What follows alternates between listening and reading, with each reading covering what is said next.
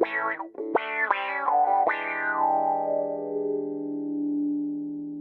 fact of the matter is, private property is important to everyone, and the reason is, and it isn't codified necessarily in the Ten Commandments, but let's put it this way, building off of Roe versus Wade, you can find the importance of private property in the penumbras and emanations of all moral systems.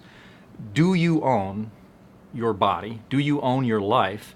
And if you do, you should be able to own the fruits of your body, your mind, and your life, and your labor. So if you're working on something, if you've produced something, let's say you grew an acre of corn, why would you bother to grow that acre of corn if you didn't own that acre of corn? Or if you were renting the acre of corn from someone who did own it, then you'd at least own the corn that you could sell. And if you didn't own any of that, if you had no rights to any of that, then why would you bother to do it?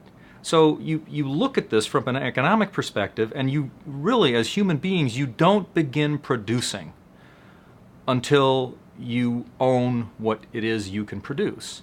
So is there a commandment that says thou shalt have private property? No, there isn't. But there is, underneath all of that, something that says you own your life, you own the labor of your life, and you should be able to use that as you will.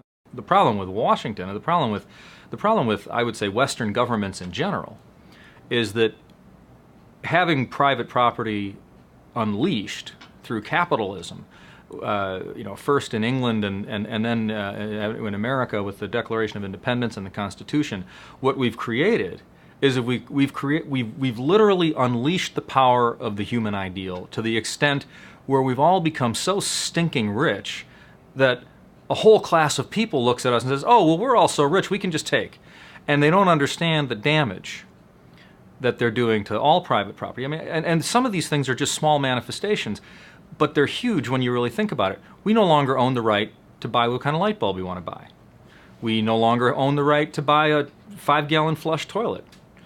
We now have to buy a toilet that only flushes a little bit, or we have to flush it twice. And we joke about these things, but they're huge. Why would we as people care about making decisions for ourselves? Why would we want to take care of ourselves? Why would we want to prosper? Why would we want to save and invest? When in fact we're being told subconsciously, who cares? You don't have to worry about that. We're just going to expropriate some of your wealth and ever increasing amount of your wealth, because with that wealth we'll be able to take care of you. And what you're seeing here in America, I think, and it isn't horrible yet, but it's accelerating, as we're seeing literally an infantilization of our morals, our intellect, and our finances. Just collapsing because we aren't even allowed to make decisions for ourselves anymore.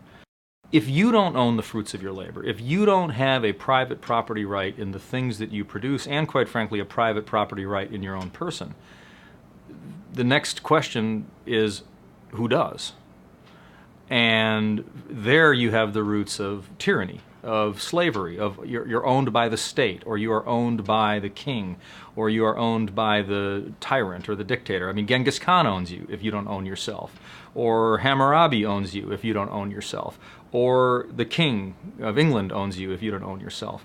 And you'll notice that as time marches on, if any time you take away people's right to their labor, it's a natural human reaction. Just they produce less, and if they produce so little that they're actually more of a drain on society than they are an asset to society, you see the impact of that as well. And this is true in the micro sense all through history, and it's true in the macro sense for successful societies.